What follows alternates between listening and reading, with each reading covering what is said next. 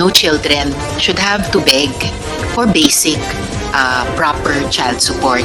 We know in principle that character is just as important kasing timbang ng competence. Ako po bilang PNP widow at yung at least isa pang kasama ko dito sa komite na spouse sa army, alam po namin kung ganong karaming mga opisyal ay maayos na inaalagaan ng inyong mga pamilya.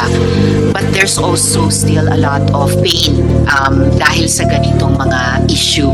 Appeal po dun sa dalawang boards ng Armed Forces na in charge sa mga promotions, ang Board of Senior Officers at saka Board of Generals, na sana sa loob na po ng kanilang mga boards maayos yung ganitong mga problema, yung ganitong mga gusot bago pa umakyat sa CA.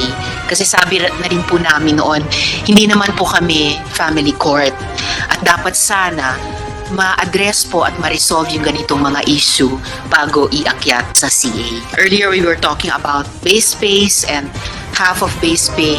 Confident po ako, Mr. Chair, na mariresolve natin yan in caucus. In solidarity rin with lahat ng mga wives at widows sa ating armed and uniformed institutions ng ating estado. I move to suspend the deliberation on the ad interim appointment of General Sevilla so the committee can go into caucus.